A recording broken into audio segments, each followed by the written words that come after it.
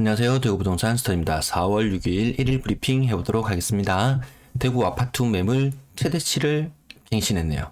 좀 안 좋은 신호로 느껴지는데요. 아파트 매도 물량, 임대 물량 보시겠습니다. 아파트 매도 물량이 최고치를 갱신했어요. 28,984건. 네.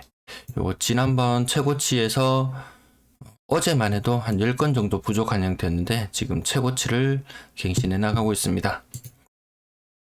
전세 매물은 그래도 제법 증가하긴 했지만 어쨌든 매물 증가 속도에 비하면은 둔화된 모습입니다.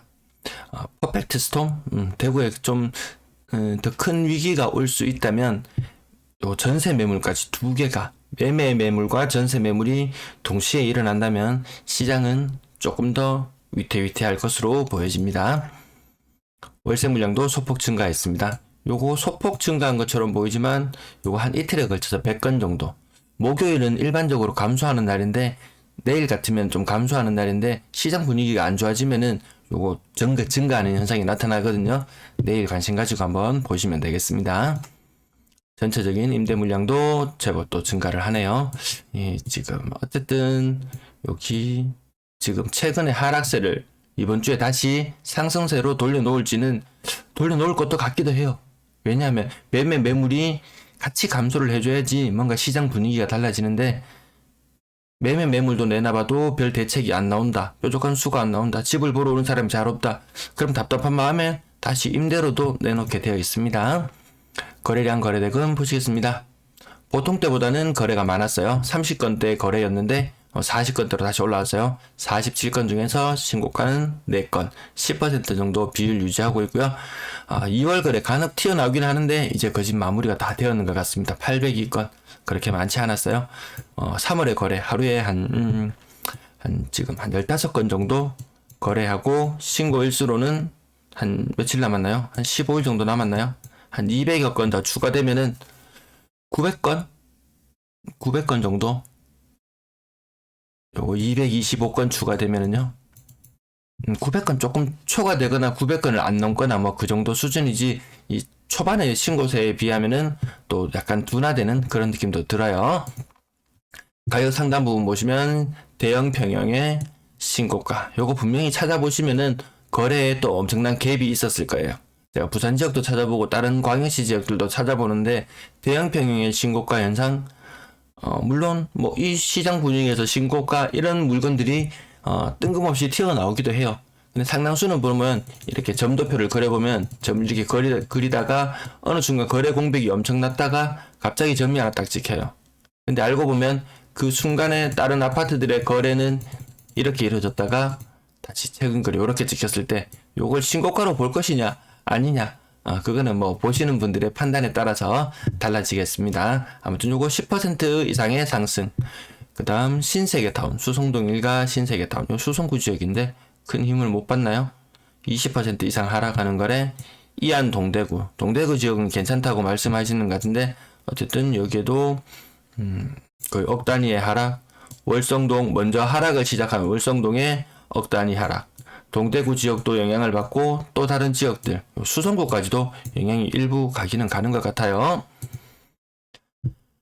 다음 또 상승하는 곳은 99년 이번에 재건축할 때는 안 되는 것 같은데 어쨌든 대형 평형의 여기 상승 아니면 그 외에 상승 신고가가 나오는 거 보면 상승폭은 크지 않다.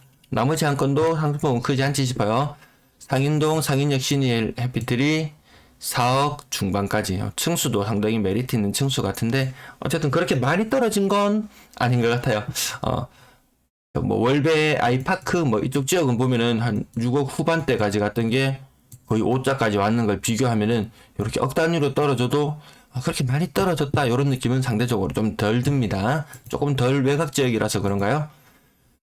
다음은 성당동 지역. 여기 이 동네도 대구시청 관련해서 좀 가파르게 상승했던 지역인데 가격 상승폭을 제법 만나봐는 분위기입니다.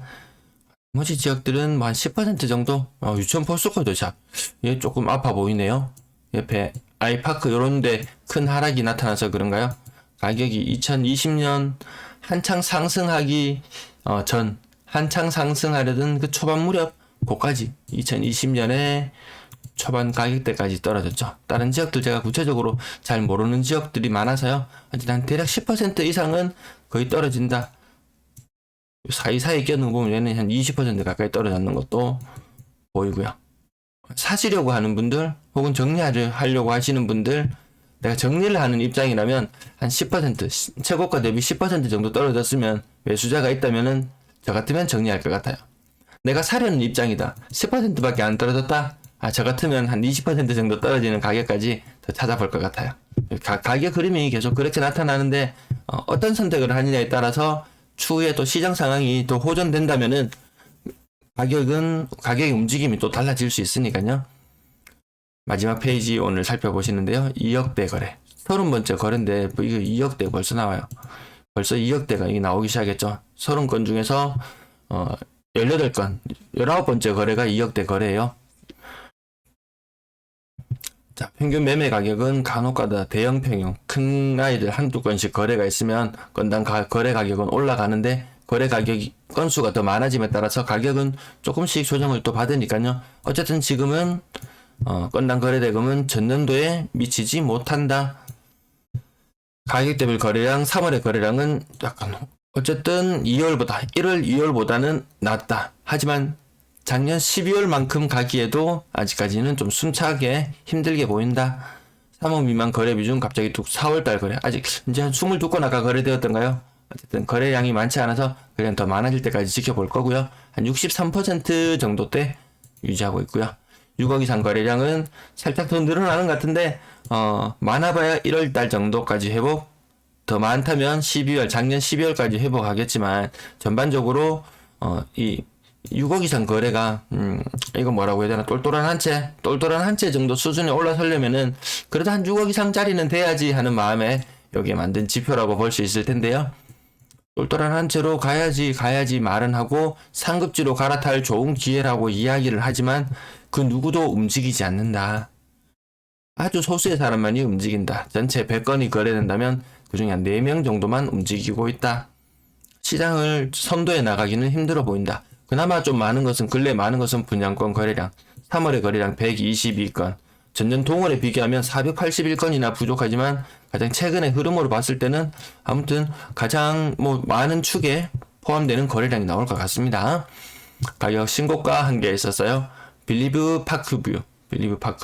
야, 여기가 과연 그만큼 메리트가 있을까? 이만큼 신고가가 나올만 할까? 인근에 더 싼 분양가를 보면 그런 생각도 일부 들어요. 월성 3정 그린코어 포레스트. 요 정도 가격 나오면은 거의 8억까지 찍었던 것이 5억 3천이면은, 야, 이거 얼마나 떨어졌나요? 거의 한 30% 가까이 하락인가요? 야, 사는 사람 입장에서도 메리트 있어 보인다. 요즘 최근에 신축들 얼마 정도 하나요? 가격이. 분양가 거의 막 6억 넘어가잖아요. 시내권, 시외권 제외하고 거의 분양가가 6억이 넘어간다. 이걸 사놓고, 분양권을 사놓고, 청약을 해놓고 2년, 3년을 기다려야 된다. 야, 그런 거 감안하면은 또 가격이 또 괜찮아 보이기도 하죠. 아무튼, 여기, 고점에 잡은 사람은 좀 아프겠다. 그리고 남산자이 하늘채. 여기도 이 말 많은 이 중구 지역들, 관심 많이 받는 이 지역들, 얼만가요? 5억 2천 74형인데 5억 2천, 야, 이거 84형, 이 거의 9억 가까이 하는 그런 물건들 아니었나요? 이 상당히 좀 기대치가 조금 떨어지고 있어요.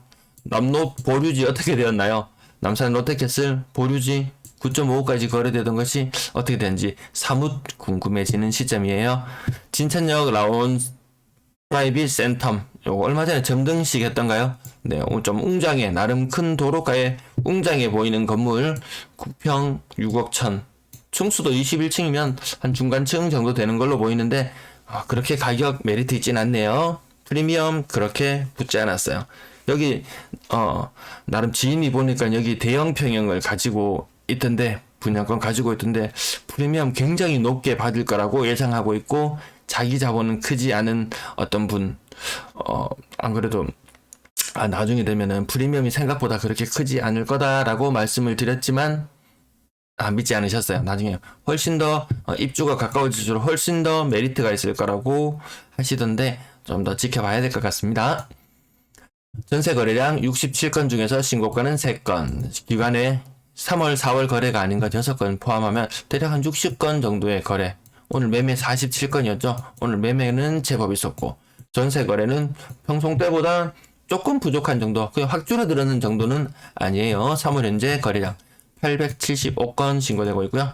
가격 상단 부분부터 쭉 보시면은 대다수가 다 가격이 다 떨어진 모습, 대다수가 가격이 다 떨어진 모습만 눈에 띄고요.